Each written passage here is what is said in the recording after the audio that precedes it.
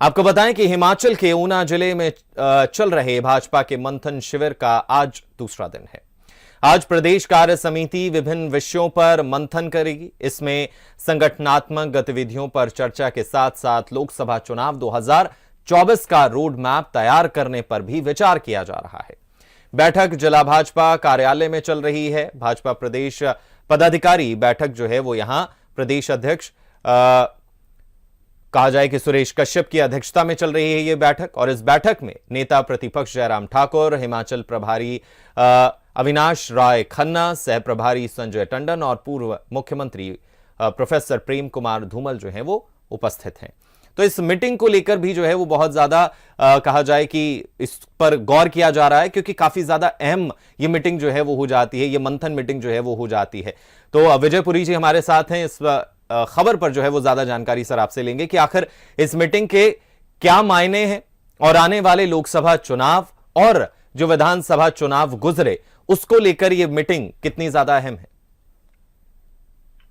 देखिए गौतम, ये मीटिंग भाजपा इससे पहले के कार्यकारिणी की बैठक होती, उससे पहले भाजपा कोर समिति की बैठक भी वहां हुई है ऊना में, और भाजपा कोर समिति की बैठक में भी अनेकों महत्वपूर्ण निर्णय लिए गए होंगे।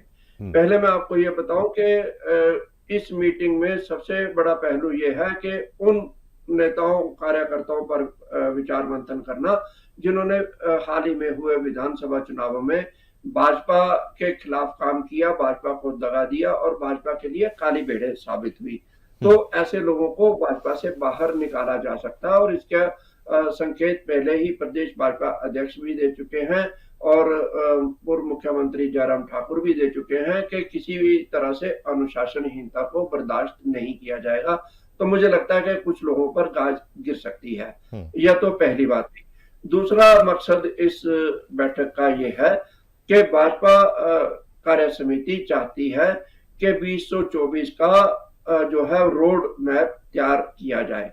इसे देखते हुए भाजपा के राष्ट्रीय उपाध्यक्ष सौदान सिंह भी इस बैठक में भाग ले रहे हैं, और उन्होंने सख्त निर्देश भी दिए हैं कि ऐसा रोड मैप तैयार किया जाए जिससे आने वाले समय में भाजपा का कार्यकर्ता जो है बूथ स्तर पर जो है वो मतदाता को प्रभावित कर सके और मतदाता जो है उनकी बात सुने, और प्रधानमंत्री नरेंद्र मोदी की कार्यप्रणाली और उनकी नीतियों पर चर्चा हो और अल्टीमेटली भाजपा का जनाधार बढ़े।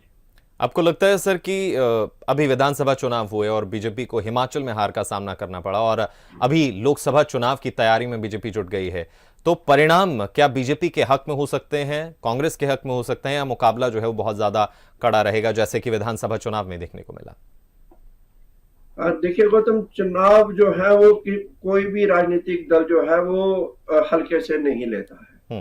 तो चुनाव हमेशा गंभीरता से लिए जाते हैं, और भाजपा और कांग्रेस प्रदेश के दोनों मुख्य दल हैं। अभी आप जो है वो राज्य में जनाधार नहीं बना पाई है।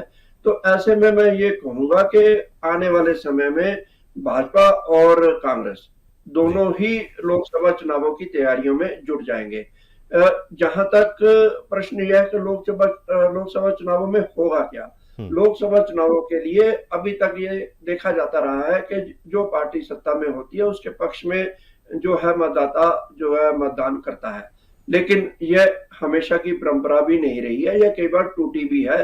पूर्व मुख्यमंत्री वीरभद्र सिंह थे मुख्यमंत्री, उनके समय में चारों की चारों लोकसभा सीटें जो हैं वो कांग्रेस को भाजपा को चली गई थी। इसी तरह से अभी हाल ही में चुनाव हुए थे, उपचुनाव, एक लोकसभा सीट पर और 3 विधानसभा सीटों पर।